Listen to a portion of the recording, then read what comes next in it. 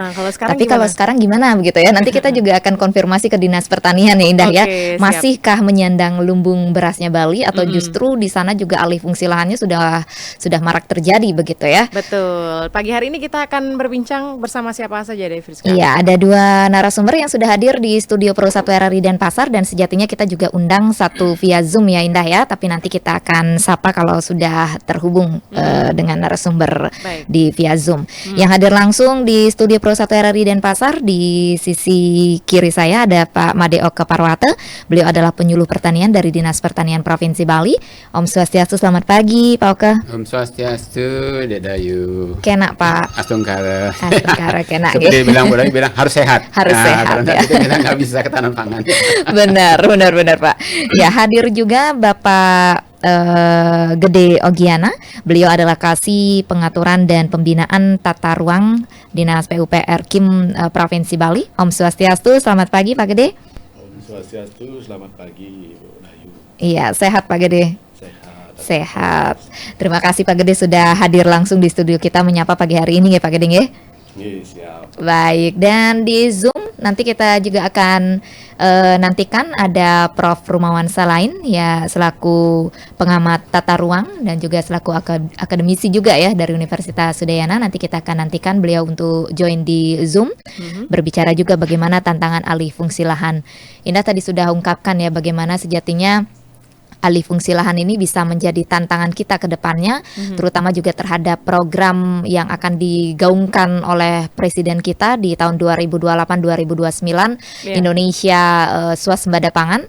Kalau alih fungsi lahannya tinggi, bagaimana upaya untuk mewujudkan program ini ya Indah ya? Betul, walaupun kalau kita lihat jumlah lahan di Bali memang tidak sebanding dengan pulau-pulau lainnya ya di luar Pulau Bali gitu yang lebih luas, tapi setidaknya kita bisa swasembada untuk pulau kita sendiri gitu. Iya. Friska ya. Nah, kita coba tanya ke pihak pemerintah dulu nih. Dinas Pertanian Provinsi Bali, mungkin dari Bapak Oke Parwate bisa menjelaskan bagaimana sejatinya kondisi lahan, kondisi pertanian secara umumnya di Bali. Silakan Bapak. Iya, terima kasih Mbak Indah, Mbak Dayu ya, dan para pendengar setia RRI semua dan di RRI Denpasar yang kami hormati, kami cintai. Jadi berbicara masalah alih fungsi lahan dan ketersediaannya. Nah ini kalau catatan kami dari posisi tahun ini lahan sawah kita ya. Kalau berbicara untuk pangan kita ya mungkin fokusnya ke sawah dulu lah ya.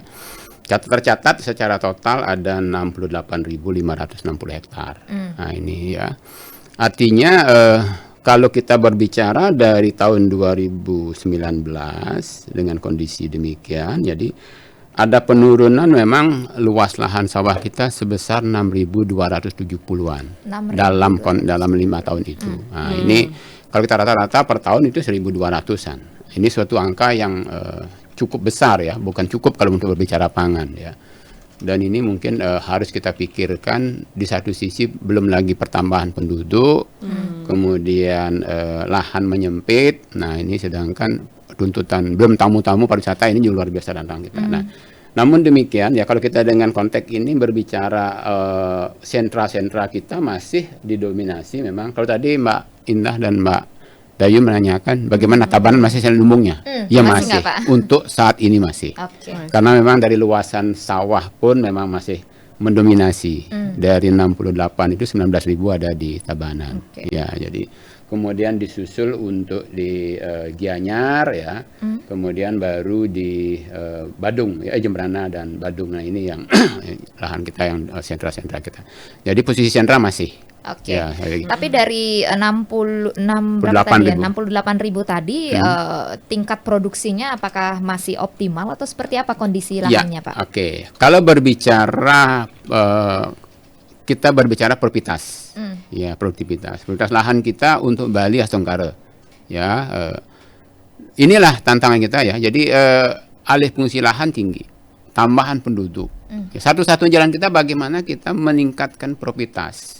Ya lahan kita. Ya Astungkara kalau Bali tidak pernah di bawah nomor 3 nasional. Jadi kita lahan produktivitas padi kita masih 6,2. 6,2. Ya, gabah kering giling per hektar. Ton ya, 6,2 ton. Itu biasanya terbesar, bersaing Pak, ya? dengan Jawa Barat, kemudian Jogja, Bali. Ya, kalau bolak-balik itu saling salip di situ. Nah, secara nasional kita udah jauh melampaui. Nah, satu-satu jalan memang di situ target kita. Jadi bagaimana kita terkait dengan profitas, ya. Tantangan kita adalah yang harus kita rubah adalah mulai lagi kembali bagaimana mengembalikan kesehatan lahan kita. Oke. Nah, ini akibat dari penerapan teknologi budidaya konvensional dengan penggunaan pupuk kimia yang tinggi tanpa dibarengi. Nah, ini yang dulu kita masih mengejar waktu segera olah sehingga memang melupakan sering ada pembakaran jerami. Nah, ini harus kita kembali lagi pola itu sehingga bahan organik tidak keluar lagi dari lahan. Nah, ini tantangan. Jadi harus kita cari peningkatan kandungan C organik kita mendekati angka 5%. Nah, ini kondisi yang optimal untuk tanaman mampu menyerap hara-hara atau pupuk yang kita berikan secara optimal, sehingga ini akan memberikan prioritas. Ini sehingga pemerintah kita kan sekarang terus melakukan subsidi ya untuk pupuk organik kepada petani kita. Nah, ini kebijakan pimpinan kita Bapak Gubernur dari tahunnya Pak Mangku masih dan sampai sekarang itu tetap berlanjut, dan ini yang kita optimalkan untuk mengembalikan kesehatan lahan kita sehingga profitas kita naik. Karena tantangan kita hanya peluang kita hanya di situ. Nah, di samping memang ya pemanfaatan lahan sempit di rumah-rumah. Ini dalam konteks ketahanan pangan rumah tangga. Oke, baik, terima kasih Pak Oke, Parwata ya. tadi sudah banyak disampaikan Indah kondisi lahan pertanian kita di Bali memang cukup produktif, bahkan 3 besar ya Pak ya secara minimal 3 besar secara nasional. Ini kan kabar gembira begitu ya. Tetapi tadi sudah dikatakan juga pertumbuhan penduduk, sektor pariwisata ini menjadi tantangan begitu ya. Iya. Dan kita coba di link Zoom apakah sudah tersambung? Oke, kita masih menantikan Prof. Rumawan untuk bergabung di link Zoom kita pagi hari ini. Sebelum ke Prof. Rumawan, mungkin kita ke Pak Gede Ogiana dari PUPR Provinsi Bali. Pak, tadi disampaikan dari sisi pertanian, sejatinya ada beberapa tantangan begitu yang dihadapi untuk alih fungsi lahan ini. Salah satunya adalah pertumbuhan penduduk, selain itu juga sektor pariwisata. Dari Dinas PUPR, Pak, sejatinya apakah ada regulasi begitu yang sudah digaungkan atau diberlakukan di Provinsi Bali untuk menekan alih fungsi lahan ini, Pak? Baik, terima kasih Bu Dayu dan Bu Indah ataupun pemirsa yang dalam kesempatan pada pagi hari ini setia mendengarkan program-program dari RRI Bali. Mudah-mudahan pada pagi hari ini semua dalam keadaan sehat selalu. Ya, terkait dengan regulasi memang kita sudah ketahui dari produk peraturan perundang-undangan yang mengatur tentang alih fungsi lahan memang sudah tersedia, baik pengaturannya secara nasional maupun oleh pemerintah daerah. Pengaturan di pemerintah daerah ini kan harus didasari oleh peraturan yang lebih tinggi mengaturnya. Dalam hal ini seperti yang kita ketahui bahwa undang-undang yang mengatur tentang alih fungsi lahan ini adalah Undang-Undang 41 tahun 2009, kemudian di Undang-Undang 26 tahun 2007 juga tentang penataan ruang juga mengatur tentang, artinya untuk mengamanatkan agar di daerah mengatur dalam rencana tata ruang wilayahnya itu loh. Jadi terkait dengan regulasi yang spesifik mengatur tentang pengendalian terhadap pemanfaatan lahan itu sendiri diatur bahwa alokasi ruang, karena kita kan dihadapkan dengan dinamika pembangunan juga, sehingga tuntutan terhadap kebutuhan infrastruktur, permukiman, perumahan maupun sarana pariwisata, akomodasi pariwisata ini menuntut untuk mengalihfungsikan lahan itu sendiri gitu loh. Sehingga kalau dari segi regulasi memang sudah diatur dari undang-undang, dari PP, kemudian turunannya permen kementerian yang mengatur, yaitu baik Kementerian Pertanian maupun Kementerian ATR dalam hal ini dalam bentuk regulasi alokasi pemanfaatan lahan ini. Jadi terkait dengan apa yang diatur di dalam RT RW, rencana tata ruang wilayah baik secara nasional, provinsi maupun di pemerintah kabupaten kota, itu sudah atur dalam program lahan sawah dilindungi gitu loh. Yang mana luasan alokasi itu sudah ditetapkan di situ untuk mengalihfungsikan itu dibatasi sesuai dengan ketentuan nasionalnya, dan untuk kan kita juga sekarang dihadapkan dengan Undang-Undang CK Cipta Kerja yang mendorong investasi ke daerah.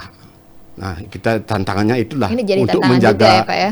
keseimbangan daripada ini antara kebutuhan akan lahan untuk infrastruktur, untuk pertumbuhan ekonomi, itu menjadi tantangan kita secara sosio-ekologis, juga mempertahankan apa yang diwariskan oleh leluhur Bali itu sendiri di dalam kita mengelola lahan pertanian ini, menjadi menjaga keseimbangan ini loh, bagaimana yang sudah sampai sekarang semakin masif gitu loh, dengan investasi terutama di daerah kawasan Sarbagita ini, Oke. Denpasar, Badung, Gianyar dan Tabanan juga itu sudah merambah seperti itu, lahan semakin terbatas jadinya untuk dimanfaatkan oleh ini. Jadi secara regulasi sudah tertuang di dalam arahan sonasi di rencana tata ruang wilayah maupun di rencana detail tata ruang yang di dalam bentuk perkada, peraturan bupati oleh yang merupakan dasar daripada perizinan berusaha ataupun investasi itu sendiri. Inge. Mungkin itu yang Baik. secara regulasi yang sudah bisa kami sampaikan. Oke, terima kasih Pak Gede. Tadi sudah dijelaskan ya Indah ya, secara regulasi sejatinya memang sudah ada begitu ya. Tetapi tadi juga ada beberapa hal disampaikan, salah satunya investasi dan juga ada regulasi juga yang juga menjadi pemicu begitu ya Pak ya. Bisa menjadi tantangan juga alih fungsi lahan di Provinsi Bali. Ya, kita coba sapa di Zoom ada Prof. Rumawan Salain. Om Swastiastu, selamat pagi Prof. Om Swastiastu, selamat pagi. Iya. Salam buat semuanya. Salam kenal buat Pak Made. Ketemu lagi Pak Prof. Ya, Ya, terima kasih sudah bersama kami melalui Zoom, Prof. Rumawan. Tadi sudah disampaikan oleh Pak Oka Parwata, kemudian juga Pak Ogiana juga terkait dengan kondisi Bali saat ini. Kalau tidak salah tadi tercatat ada 5 tahun belakangan ini 6.270-an ya, begitu ya, hektar lahan di Bali yang beralih fungsi, begitu Prof. Rumawan. Belum lagi kita ada perencanaan pembangunan yang tentu terus di masa mendatang akan terus dilakukan begitu, karena pertambahan penduduk juga. Bagaimana semuanya ini bisa beriringan berjalan tanpa mengalih fungsikan lagi lahan-lahan yang bisa dibilang udah kecil, Bali ini kecil gitu, Prof. Gimana, Prof? Ya, yang pertama saya harus menyampaikan bahwa pembangunan itu selalu bermuara kepada perubahan. Jadi ketika era pembangunan sejak Orde Baru dicanangkan, itu kan boleh dibilang perkembangan atau pembangunan di Indonesia, khususnya di Bali, yang mengedepankan pariwisata, suka tidak suka, terpikirkan ataupun tidak, akhirnya kan bermuara kepada perubahan yang sangat drastis. Setidaknya salah satu contoh perubahan yang terjadi adalah lanskap Bali yang indah sudah mulai tergerus dengan ribuan hektar perubahan tadi itu. Nah, artinya bahwa kita sejujurnya, kalau saya berada sebagai seorang arsitek, itu planningnya atau rencananya yang kita belum matang benar gitu. Jadi aspek yang kita pikir hanya mengejar perubahan atau pertambahan nilai yang kita peroleh, tetapi sama sekali tidak pernah berpikir kepada muara daripada perubahan-perubahan yang terjadi. Walaupun kita sadari bahwa perubahan itu tidak hanya karena kita dari dalam, tetapi perubahan ini sebenarnya banyak ditekan dari situasi di luar, era globalisasi ini, dan suka tidak suka akhirnya kita lihat Bali ini sebentar lagi sepertinya akan dirancang oleh orang-orang asing dan orang-orang pusat. Ya, ini yang perlu kita harus sadari sebagai orang yang di Bali, yang tinggal selamanya di Bali dari lahir sampai meninggal nanti di Bali itu, agar Bali yang kita tempati menjadi nyaman, karena ekosistem yang disumbang oleh tanah-tanah yang hilang itu sebenarnya sangat luar biasa. Walaupun kita sekarang menyampaikan ada microclimate, ada climate change dan lain-lain, itu sebenarnya kan pembelaan saja. Sebenarnya kan jauh lebih nyaman pada masa lalu, karena saya adalah salah satu saksi sejarah yang tak lahir tahun 52, mengalami masa-masa nikmatnya alam Bali itu gitu loh. Nah, sekarang ini sejujurnya kan berita-berita itu sudah ada kampung-kampung orang asing kan, itu salah satu yang menggerus belakangan ini lahan-lahan yang ada di Bali. Produktif maupun non-produktif ini sudah mulai tergerus. Yang kedua yang saya khawatirkan adalah kepada lahan-lahan yang berkaitan dengan yang boleh dan yang tidak boleh terbangun. Itu hutan pun mungkin sudah mulai dirambah ataupun berubah fungsi lahan. Kemudian mohon maaf sekali bahwa pemerintahan yang baru akan menjadikan Bali ini menjadi Singapura ataupun Hong Kong yang berikutnya. Ini kan pernyataan yang luar biasa mencuat ke depan untuk membawa Bali menjadi sebuah wilayah yang memang mungkin akan maju benar atau menjadi sapi perah.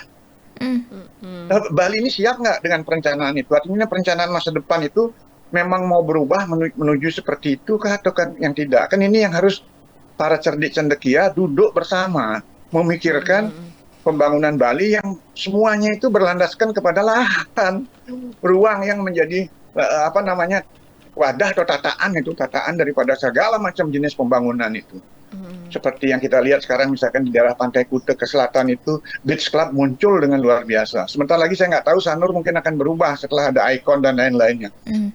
Walaupun tidak memangsa tanah baru, tetapi kan mengubah suasana landscape. Saya titip dalam kesempatan ini pemerintah dan DPR mesti proaktif dalam situasi ini biar tidak keduluan, karena begitu Cipta Kerja diberikan kebebasan orang menanam investasi ke Bali, saya dan teman-teman yang hadir sebagai narasumber tidak berdaya. Hanya lembaga yang resmi mewakili Bali lah yang bisa, tetapi sebagai penyumbang pikir mungkin ada baiknya kita duduk bersama untuk memikirkan Bali ke depan. Ini yang saya maksud perencanaannya, bahwa kita mau membangun Bali dalam 10, 20, 30 tahun ke depan itu apa? Alam semestanya harus kita pikirkan, hutannya bagaimana, airnya bagaimana, ini dan yang lain-lainnya. Sementara semua investasi yang masuk mungkin diberi prioritas, diberi air berkelebihan, rakyatnya tidak minum air, tidak dapat air. Ini kan sesuatu yang menurut saya tidak adil. Padahal rakyat juga membayar airnya itu di tempat ini. Ya itulah kasus-kasus yang saya lihat belakangan ini dampak daripada perubahan-perubahan lahan, karena mohon maaf sawah yang berubah itu juga mengubah saluran air yang ada di sekitarnya, dan akhirnya air tidak ada di berbagai pusat-pusat kota, sehingga akhirnya sumurnya menjadi kering, rakyat tidak bisa punya air bawah tanah dimanfaatkan dengan luar biasa baik oleh investor maupun oleh rakyat umumnya yang karena butuh air. Inilah menurut saya kalau kita mau merancang perubahan itu harus kita siap. Airnya bagaimana, sampahnya bagaimana, jalannya bagaimana, dan seterusnya. Jangan diobral tanpa persiapan, karena dengan demikian Bali akan menerima beban yang jauh lebih besar akibat semena-menanya pemanfaatan ruang. Mungkin begitu dulu. Oke. Baik, sudah banyak pointer-pointernya Prof. Rumawan, dari permasalahan perencanaan, kemudian juga pembangunan, permasalahan air, hingga masifnya juga proyek-proyek yang mampir di sini. Ada keuntungan buat kita sebenarnya ya, terlihat sebagai Bali yang modern, tapi ada menyisakan permasalahan juga gitu, Prof. Rumawan. Nanti kita lanjutkan kembali para narasumber dan juga Dai Friska, kita jeda sejenak, dan juga pendengar Pro 1 Denpasar. Dimanapun Anda berada, Anda bisa ikut bergabung bersama kami pagi hari ini untuk berbincang terkait dengan tantangan alih fungsi lahan. Anda bisa langsung bersama kami di WhatsApp 089678123830 atau di 222161. Kami juga bisa, Anda bisa sampaikan pendapat, pertanyaan Anda atau opini Anda di YouTube kami, di YouTube RRI Denpasar.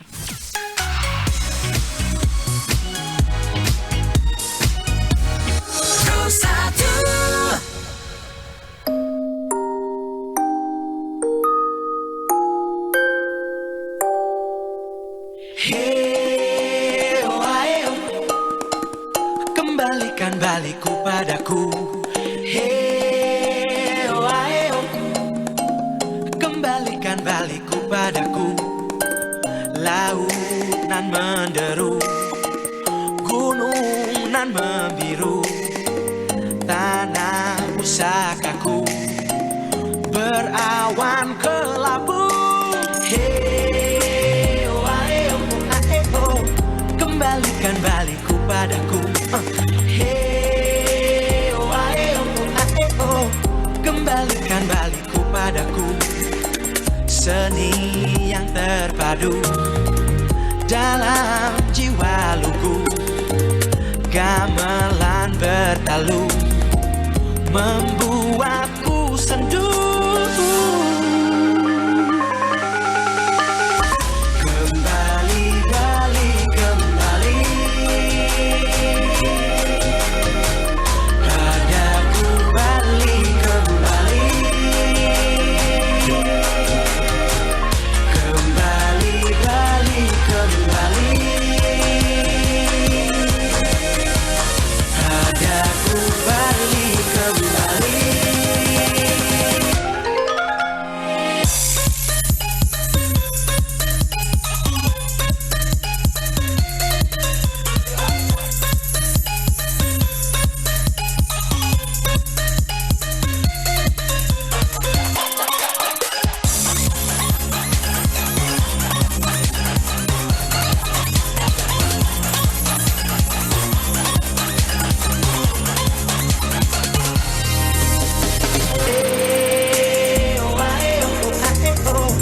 Kembalikan baliku padaku.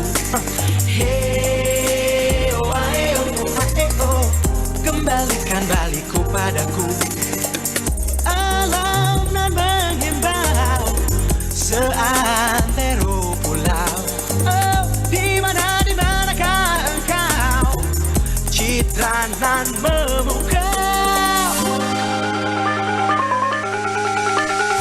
Kembali, balik, kembali padaku, balik, kembali. Kembali, balik, kembali padaku, balik, kembali.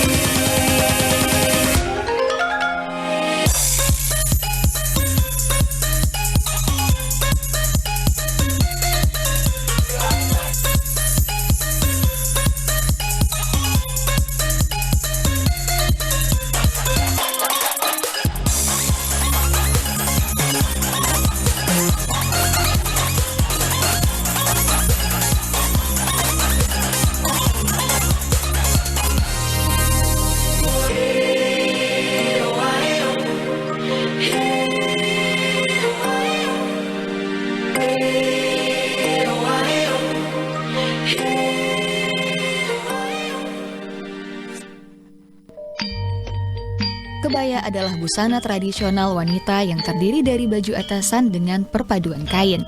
Bentuk paling awal dari kebaya merujuk pada model busana yang digunakan oleh para permaisuri kerajaan Majapahit pada abad ke-15 Masehi. Pada masa awal kemerdekaan, kebaya dipilih oleh Presiden Soekarno sebagai busana wanita nasional karena dianggap mewakili gerakan emansipasi wanita di Indonesia.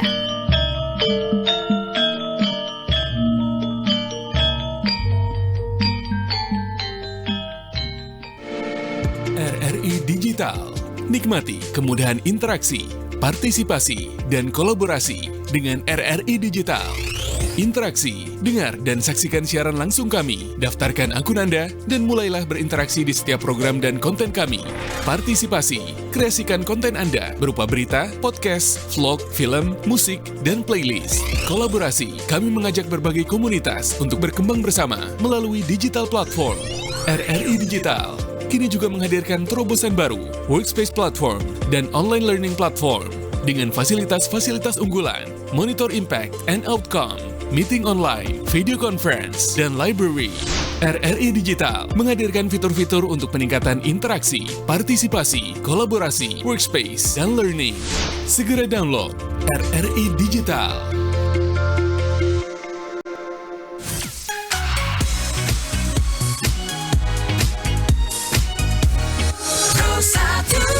Baik, pendengar, Anda masih bersama kami pagi hari ini di Dialog Denpasar pagi ini terkait dengan tantangan alih fungsi lahan ya yang terjadi di Provinsi Bali. Saya bersama Devi Friska masih akan berbincang bersama dengan tiga narasumber kami pagi hari ini. Kalau tadi kita sudah mengetahui secara spesifik permasalahan yang dihadapi, kemudian juga tantangannya sudah disampaikan, dan kemudian apa yang bisa dilakukan step by step gitu ya untuk bisa sedikit tidaknya gitu mengurangi dari alih fungsi lahan yang terus terjadi setiap tahunnya. Kita ke mana dulu nih ya? Kita mungkin ke Prof. Rumawan dulu ya, Friska ya.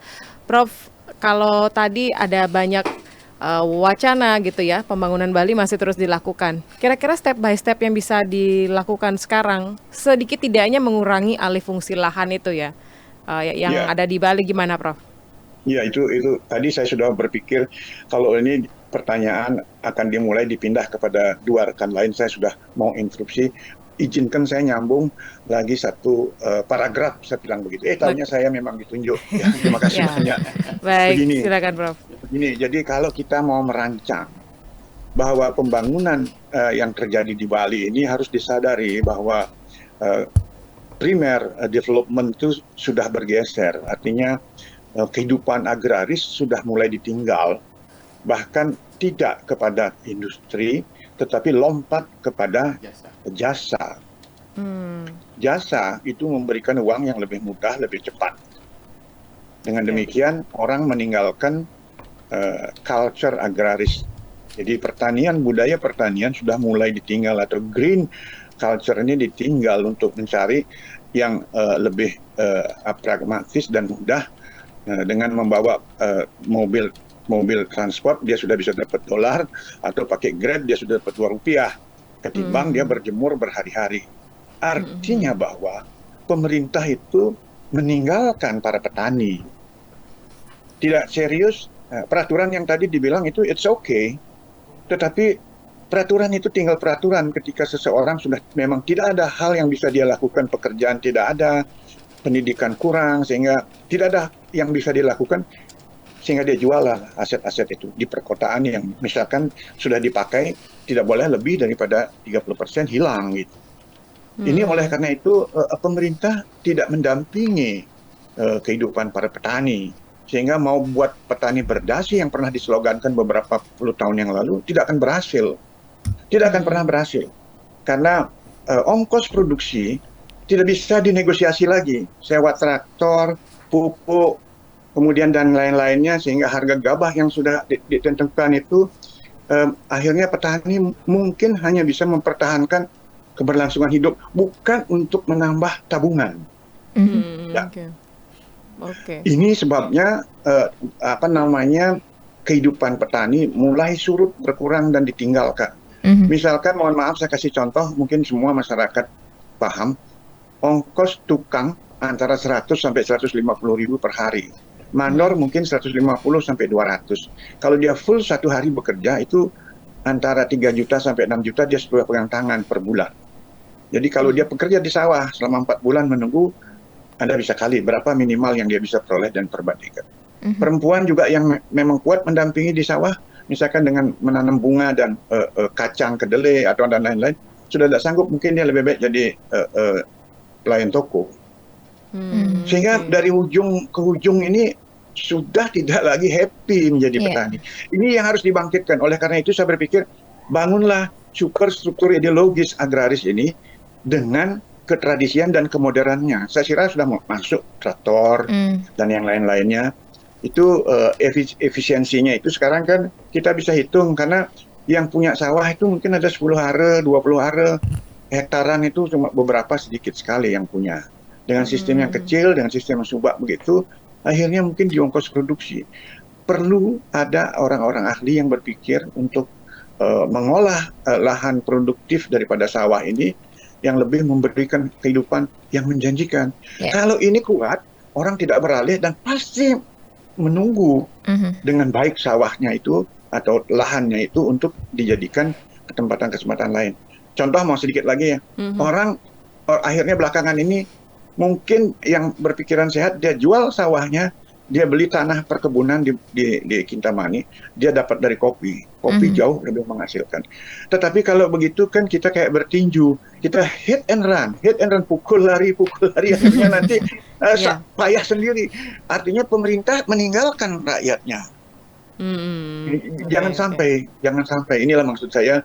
Tolong teman-teman di pemerintahan, rancanglah master plan atau blueprint pembangunan Bali ke depan ini yang memang dilandasi oleh budaya pertanian tadi.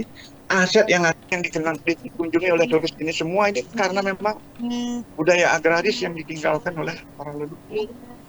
Inilah yang menurut saya perlu kita lestarikan.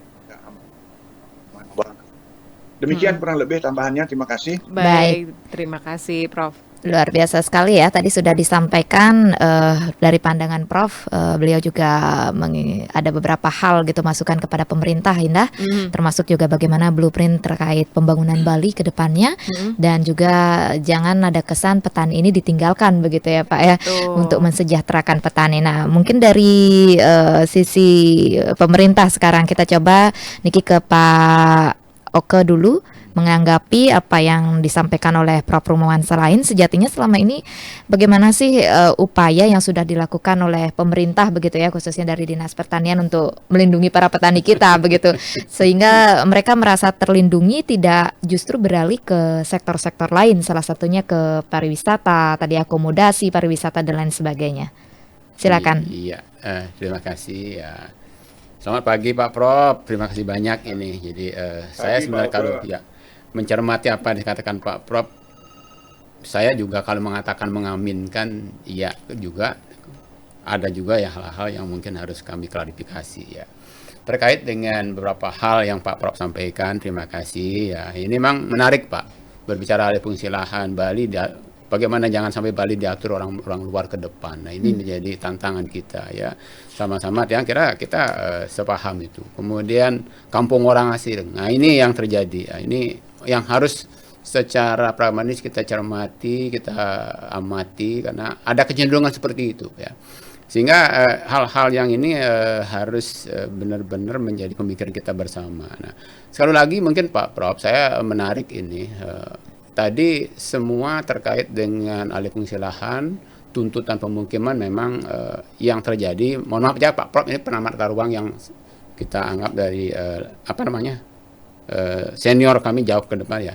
Ini menarik Pak Prof. Kita punya yang RTRW tadi sudah bicara dengan teman-teman dari PU bahwa kita masih ada aturan BISAMO mungkin Pak Prof ya, terkait dengan batas ketinggian bangunan. Nah ini dalam konteks inilah yang kita cermat, kenapa alih fungsi lahan jadi masif dan cepat mengambil lahan ya, karena memang kita lebih, kalau Pak Prof mengatakan banyak mengambil terbentur karena batas ketinggian itu. Nah ini harusnya kalau pengembang-pengembang berpikir, ini menjadi pemikiran kita, mohon maaf Pak, saran juga, apa tidak mungkin dalam konteks untuk pembangunan pemukiman itu mengambil pola apartemen, sehingga dia mengambil tinggi dengan batas tentu yang diizinkan sesuai dengan BISAMO dan Perda RT/RW itu. Nah, jangan justru mengambil lahan asing sehingga akan memunculkan pemukim-pemukim yang kalau Pak Prof katakan tadi kampung orang asing atau kampung orang luar. Nah ini yang harus kita simak.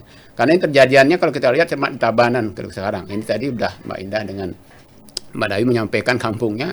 Kalau kita lihat pengembang-pengembangan di sawah-sawah itu kan banyak sekali pengembang-pengembang yang merambah demikian, yang diambil atau dibeli oleh saudara-saudara kita dari luar. Ini yang menyebabkan terjadi kampungan. Nah ini yang kemudian menarik rebut tanah air. Nah ini sekali lagi tidak salah Pak Prof. Nah sekarang yang terkait dengan apa yang Pak Prof sampaikan tadi terkait industri perumahan lompat kejahatan ini yang luar biasa memang, karena terus terang aja kita sadari Pak Prof, terkait dengan kalau selama ini kita pertanian kan bermainnya di industri primer tadi katakan. Jadi yang selama ini kemudian anak muda kita tidak pertanian dianggap tidak menjanjikan, sehingga memang mereka lari langsung kepada lompat ke jasa. Jadi ini udah kita akui dan kita alami sendiri.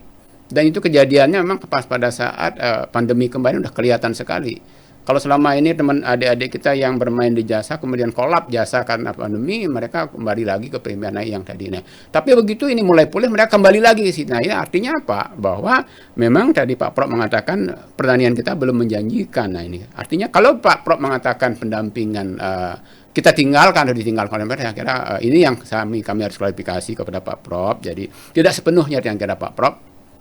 Karena begini, yang namanya petani kita selaku dari, saya seorang penyuluh Pak Prof. Jadi yang dari sudah 34 tahun juga mendampingi petani. Yang terjadi memang adalah kenapa dianggap pertanian kita tidak menjanjikan, karena memang skala usaha mereka yang kecil. Ya, artinya bukan tidak menguntungkan, skala usaha mereka yang kecil. Jadi tidak mencukupi kalau itu dikelola secara independen pun tidak mencukupi untuk keluarga. Nah, inilah yang menyebabkan mereka mengambil kegiatan sampingan. Nah, ini yang terjadi Pak Prof. Jadi kalau dibilang ditinggal tidak. Jadi fasilitasi, dampingan oleh penyuluh di lapangan begitu masif kita lakukan ya. Jadi satu desa tidak ada penyuluhnya. Ini tugasnya. Memang kita sadari kita ada beberapa juga karena keterbatasan SDM kita, karena memang tidak ada pengangkatan tenaga kemarin, itu karena beberapa ada yang satu penyuluh 2 desa karena keterbatasan SDM yang terjadi. Nah, tapi sekali lagi beban penyuluh kita luar biasa berat di lapangan dan harus mendampingi satu WKPP itu, jadi minimal ada 8 kelompok aja. Jadi kalau bahkan lebih ada yang sampai 20-an. Ini yang sangat berat pendampingan dengan satu orang. Nah ini. Kalau fasilitasi kita tidak pernah lepas Pak Prof. Jadi pendampingan teknologi, fasilitasi, bantuan-bantuan semua memang kita fokus kepada usaha tani. Tapi sekali lagi, kenapa dianggap tidak menjanjikan? Karena memang skalanya kecil sekali. Nah inilah yang kemarin sudah digagas, bagaimana mencoba mengkorporasikan petani. Nah, tantangannya adalah Pak Prof, mungkin di dalam yang masalah begitu kita berbicara korporasi petani, jadi membuat skala ekonomi dalam usaha tani supaya bisa memberikan hasil yang efisiensi yang tinggi dan lebih efektif, terbentur bagaimana pada saat konsolidasi lahan dan limpahan tenaga kerja yang tidak kalau yang dikatakan pengurus tak ketara tadi, karena dia mengelola lahan kecil, kalau begitu harus diefisiensikan, mereka harus mengambil kerjaan lain. Nah, ini kemana diarahkan? Nah, ini yang terjadi. Nah, sekarang bagaimana dengan hasilnya Pak Prof? Nah, ini Pak hasil dari usaha tani kalau digeluti dengan dengan benar ya.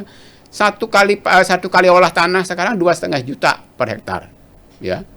2,5 juta. Itu ada mekanisasi. Jadi sehari itu mereka kalau itu dikelola dengan benar dengan mekanisasi yang kita bahas dengan traktor itu di atas upah buruh mereka dapat, Pak. Oke. Gitu. Kemudian di pasca panen 1 kilogram gabah ongkos panennya itu 700 kilo, 700 rupiah per kilogram. Dengan hasil 6 ton, gitu. Udah bisa dihitung 4,2 untuk sekali panen itu digarap untuk 10 orang dalam 2 hari 20 dibagi 20 200.000 per hari. Artinya kalau ini digeluti dengan benar jadi banyak peluang sebenarnya.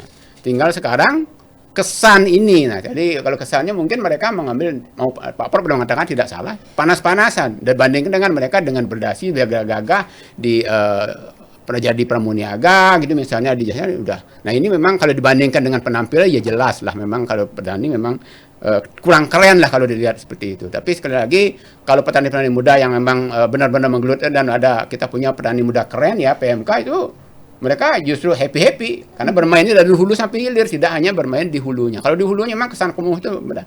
Tapi bermain, makanya ini harus integrasi dari hulu hilir. Ini yang katakan corporate itu bagaimana mengintegrasikan semua sistem agribisnis dari hulu sampai hilir digelut dalam satu wadah korporasi sehingga margin itu memang dinikmati petani. Itu harapan kita, itu yang kita lakukan. Tapi sekali lagi tantangannya luar biasa, Pak. Jadi kita dalam tatanan konsep sangat banyak mencoba, tapi begitu masuk implementasi ke benturan-benturan tingkat lapang, karena saya terus terang mendampingi bagian proses itu sangat berat dan tantangannya yang kita hadapi bagaimana menyatukan persepsi di bawah ini luar biasa kadang. Demikian mungkin Pak Prof. Jadi terima kasih. Jadi jadi pertanian modern kita sudah arahkan sekali lagi dalam menggali untuk mengangkat kesan, menghilangkan kesan petani kumuh itu dengan PMK atau smart farming itu. Nah itu yang kita lakukan Pak Prof. Terima kasih Pak Prof. Baik, terima kasih. Itu dari Pak Oke tadi sudah menanggapi juga ya dari sisi Dinas Pertanian. Kita coba ke Pak Gede sekarang dari PUPR Pak, terkait regulasi saat ini gimana sih? Ini kan regulasi ini sebenarnya yang menjadi ujung tombak juga begitu ya Pak, kalau regulasinya bisa ditegakkan atau seperti apa nantinya disesuaikan dengan kondisi saat ini, mungkin menjadi salah satu solusi juga yang bisa dilakukan untuk menekan alih fungsi lahan dan juga menghadapi tantangan-tantangan ke depan. Gimana Pak Oke? Ya, maksud saya Pak Gede. Baik, terima kasih Bu Dayu. Selamat siang Pak Prof. Salam kenal mungkin kami dari ini, artinya pertemuan sebelumnya pernah bertemu dalam hal pembahasan ketinggian bangunan juga sebelumnya tahun 2021. Jadi terkait dengan dinamika regulasi yang kita ketahui, mungkin sebelumnya Bali dikenal sebagai agraris dengan pertaniannya, kemudian dihadapkan dengan perubahan dinamika pembangunan maupun dinamika regulasi itu membuat perubahan yang sangat besar kepada Bali ini, terutama dalam hal lahan. Kita menjaga keseimbangan itu, kita ketahui kan memang konsep Rua Binede ini ada baik ada buruk gitu. Ada, kalau dari sisi ini ada pertanian, ada non pertanian. Itu. Nah di pertanian pun ada nilai baik atau buruk. Kemudian di non pertanian ada baik. Kalau sekarang non pertanian ini lebih kepada yang sekarang ini dihadapkan pada investasi. Itu yang menjadi tantangan pemerintah. Tentunya di dalam hal, walaupun seperti yang disampaikan tadi, memang Bali ini memang sudah dihadapkan dengan, pertama dengan kondisi petani sendiri yang mengalami kesulitan ekonomi. Artinya jika kita pandang daripada tekanan ekonomi atau dengan pertumbuhan sektor pariwisata, ya kalau Bali kan lebih ke sektor pariwisata, tentunya yang ini kebutuhan akan lahan itu sangat ini untuk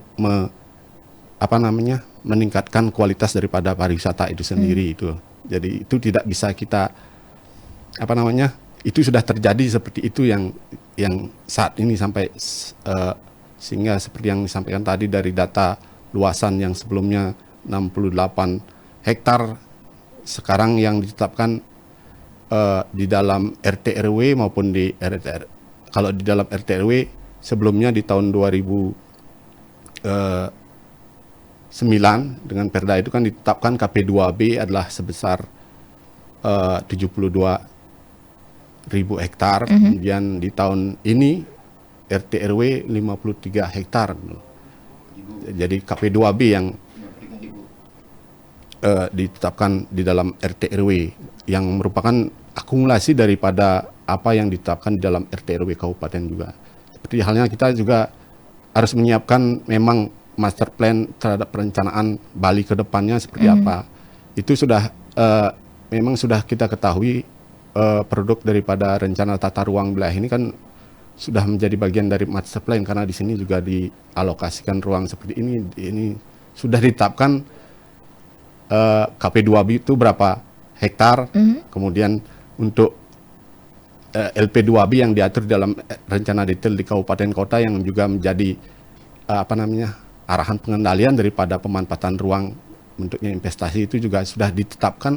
Saat ini kita LP2B dilengkapi dengan ketentuan zonasi. Jika sudah ditetapkan sebagai LP2B itu tidak bisa dialihfungsikan itu sesuai dengan apa yang sudah diatur di dalam regulasi dalam bentuk Perda RT/RW maupun Perkada RTR-nya seperti itu. Namun kita walaupun itu sudah ditetapkan, tentunya kita masih dihadapkan dengan kendala-kendala yang kiranya masih perlu, bukan dari pemerintah sendiri aja, tapi perlu kolaborasi dari ataupun sinergi daripada di luar pemerintah, baik dari pihak akademisi seperti Prof ini ataupun dari pihak swasta yang kira-kira artinya mematuhi apa yang sudah ditetapkan sebagai rencana yang kita pahami bahwa tujuan daripada penataan ruang itu artinya baik, artinya menjaga keberlanjutannya ke depan yang kita perlu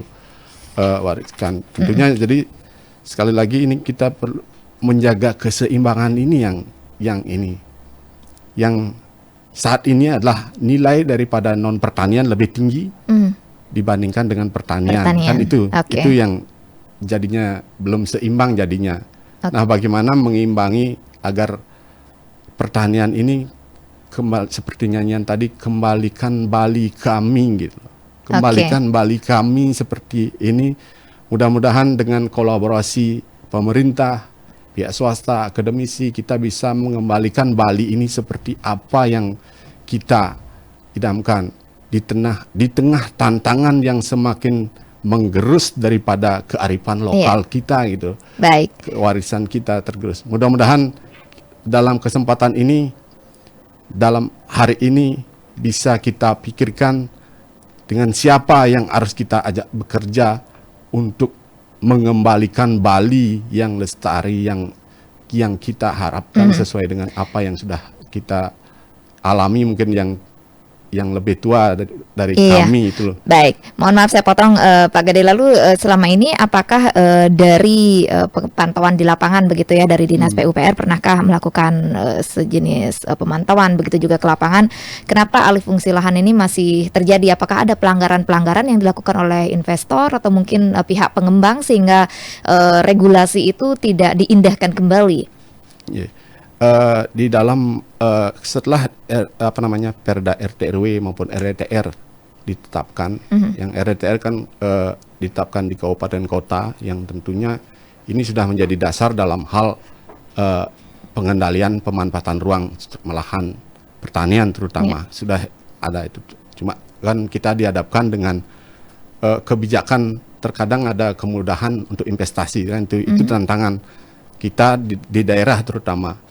Ketika ada kewenangan pusat ataupun kewenangan pemerintah daerah, yang tentunya yang kita ketahui kewenangan daripada pemerintah pusat lebih tinggi sesuai dengan kebijakan undang-undangnya, PP-nya maupun itu ya. Kalau kita terbatas kepada Perda, implementasi Perda, ketika kita sudah mengatur memang pengendalian terhadap lahan ini, tapi kita terkendala oleh seharusnya kan kita semua artinya mematuhi apa yang sudah ditetapkan sebagai peraturan kan itu. Artinya peraturan itu sudah mengakomodir untuk menekan daripada alih fungsi lahan ini kan sudah seperti itu diatur di dalam aturan zonasinya.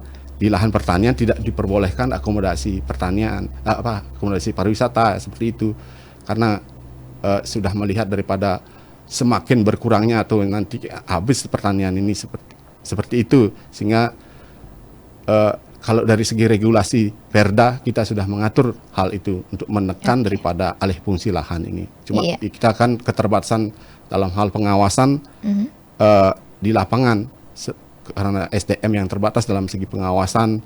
Kemudian tantangannya adalah keterbatasan daripada kewenangan terutama di pemerintah provinsi ini, keterbatasan kewenangan dalam hal kita karena dalam hal penerbitan izin berusaha ataupun non berusaha yang memanfaatkan lahan itu ada di pemerintah pusat, ada yang lebih di pemerintah kabupaten kota. Tentunya ini juga menjadi perhatian bersama-sama gimana kita menjaga Bali ke depannya supaya tetap lestari. Baik, terima kasih Pak Gede Ogiana. Dan kita masih ada waktu sekitar 9 menit ya Indah ya. Mungkin ada hal-hal yang belum disampaikan di 3 menit ini dioptimalkan kembali. Kita coba ke Prof. Rumawan Salain. Prof, tadi sudah ditanggapi dari Dinas PUPR dan juga Dinas Pertanian. Dan satu lagi Prof, mungkin pertanyaan saya ini untuk moratorium di sektor pariwisata, apakah nanti ke depannya bisa menjadi salah satu kunci untuk menekan alih fungsi lahan, Prof? Atau ada hal-hal yang perlu juga diperhatikan kembali oleh pemerintah kita ke depannya? Iya, jadi saya kembalikan prinsip pokok kita untuk menata ruang itu, bahwa ada 3 fatwa yang pasti kita lakukan yang pertama adalah perencanaan, yang kedua adalah pemanfaatan, dan yang ketiga adalah pengendalian. Jika ingin Bali berkembang secara sinergis, setara, dan menerus di seluruh kabupaten dan kota sebali, perencanaan mungkin tadi Pak Oke sudah bilang, di pertanian juga sudah disampaikan oleh Pak Gede dan lain-lain. Artinya bahwa pola dan struktur ruangnya itu harus menyatu, saling terhubungan. Sehingga dengan demikian perlu lagi nggak nih airport di Bali Utara, itu menjadi pertanyaan besar sebenarnya. Karena tidak mudah untuk berbuat itu, dan itu akan membawa efek dampak domino bagi perkembangan Bali nanti. Sekarang ini kalau politik dipakai untuk membicarakan hal itu, menjadi siapa kuat, siapa menang, tapi tidak pernah berpikir membela kepentingan masyarakat Bali dalam arti luas gitu. Nah, oleh karena itu, di beberapa segmen daripada tata ruang yang ada, mesti kita harus berpikir bahwa ini adalah perlindungan yang harus berlangsung. Siapa yang bertanggung jawab sekarang, misalkan jika kita lihat, jika bapak-bapak atau saudara-saudara sekalian pergi ke daerah Kintamani, hampir seluruh kaldera batu sekarang berkembang tanpa kita ketahui bagaimana proses-proses yang berlangsung di belakangnya. Padahal kita tahu dalam era yang lalu ketika saya yang merancang di situ, tidak semua titik boleh dijadikan untuk fasilitas penunjang pariwisata. Tapi kini semua sudah berubah. Nah, oleh karena itu mitigasi bencana yang terjadi di belakangan ini sepertinya tidak diperlukan lagi. Serba boleh, serba bisa. Bisamo yang seperti disampaikan tadi sudah mulai ada negosiasi, bahkan ribut antara desa adat dan yang lain-lain. ROI pantai, garis padan pantai juga mulai dinegosiasi dan yang lain-lain dengan alasan harga tanah yang mahal dan ini itu dan seterusnya. Mungkin juga saya ingin menyampaikan, sadar apa tidak dari Bali ini dikuasai lagi oleh orang-orang di Jakarta untuk membuat LRT itu di bawah tanah. Beli tidak tanahnya, tapi sadar nggak bahwa di bawah tanah itu akan dibangun pusat-pusat kegiatan. Jadi akan ada nanti kute di atas tanah dan akan ada kute di bawah tanah. Old and new kute. Itu akan lagi menambah kemacetan, akan lagi menambah kesulitan air, akan lagi menambah sampah. Jadi akhirnya kita sapi perah. Nah, kembalikan Baliku seperti tadi lagu yang disampaikan. Oke, saya kira benar. Walaupun kita tidak mau kembali seperti masih Bali lalu, tapi kita ingin menjadi Bali kekinian itu yang tidak meninggalkan identitas. Ingat bahwa kalau kita kehilangan uang mungkin masih bisa kita cari. Hilang kesehatan mungkin masih kita bisa berobat. Tetapi if you lost your identity, kita hilang dari permukaan bumi ini. Itu kita tidak ingin Bali hilang, makanya kembalikan Baliku. Jadi demikian pentingnya, sehingga tadi seperti saya bilang, di beberapa titik perlu pengendalian. Kota Denpasar misalkan harus dikendalikan pembangunannya. Bila perlu, moratorium tadi yang disampaikan tadi itu sangat efektif untuk melakukan itu. Saya tahu ya moratorium sudah pernah diucapkan dan sudah diturunkan suratnya kalau tidak salah, mohon maaf, oleh gubernur yang lampau Pak Mangku. Tapi sepertinya angat-angat ayam, tidak lagi ada yang ingin menerapkan karena memang yang dikejar itu mungkin PAD. Tapi ingat, kita perlu uang. Tetapi seperti tadi, uang tidak bisa membeli identitas. Uang tidak bisa menggantikan identitas. Jadi menurut saya, kalau mau kita stop sementara seluruh pembangunan itu, mohon maaf ya, saya agak konservatif, kita rancang ulang membangun ke depan, buat blueprint yang memang kita mengenakkan, yang mana pertanian menjadi nomor 1, pariwisata nomor 2, dan yang lainnya. Jangan lagi misalkan, maaf, pengalaman COVID ini menjadikan teman-teman berlari dari kehidupan yang lain dan menyusahkan kita, karena memang kita tergantung kepada jasa yang tadi dibangun tadi, tidak kepada primer. Ini tidak bisa kita meninggalkan segmen primer itu dengan seketika. Harus bertahap gitu. Jadi itu kurang lebih pesan saya. Terima kasih. Salam buat kedua narasumber. Mudah-mudahan kita jumpa lagi. Baik, terima kasih Baik. Prof. Rumawan yang telah disampaikan tadi sebagai closing statement, dan kita harus terus optimis, bersemangat membangun Bali yang lebih baik dan Bali modern betul, dan tidak boleh meninggalkan apa-apa yang tadi sudah primer ya, harus di primer treatmentnya harus dikedepankan juga, dan kembali yang ditawarkan adalah soal cara konservatif gitu, ditata ulang. Mungkin closing statement dari Pak Oke seperti apa, Pak? Iya, terima kasih Mbak Indah. Jadi saya mungkin kalau pendapat dengan Pak Prof ya. Jadi kalau kita ingin identitas kita masih tetap eksis itu intinya. Jadi Bali itu kan sangat kental dengan kearifan lokal, budaya pertanian, pariwisata budaya. Jadi pertanian dengan wisata sebenarnya harus sinergi ya. Sehingga dalam konteks pengembangan pertanian pariwisata itu harusnya yang paling pas itu adalah bagaimana agrowisata, desa wisata, agroekowisata, agroeko-edu-wisata. Ini harus dikembangkan. Sehingga masyarakat memang harus menjadi subjek di situ. Jangan ya masyarakat desa menjadi objek. Nah, ini kan terjadi kan selama ini, mohon maaf kalau saya salah, ada ketimpangan di situ. Jadi ini salah satu menyebabkan alih fungsian. Ya kalau moratorium saya setuju sekali Pak. Jadi ini harus kita tata ulang.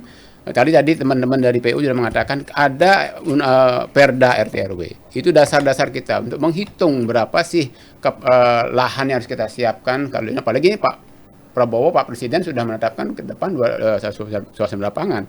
Harus kita tentukan berapa sih lahan pertanian yang harus kita siapkan kalau ingin kita bisa swasembada. Kalau tadi Mbak Indah mengatakan minimal swasembada Bali dulu lah. Artinya kita cukup di Bali.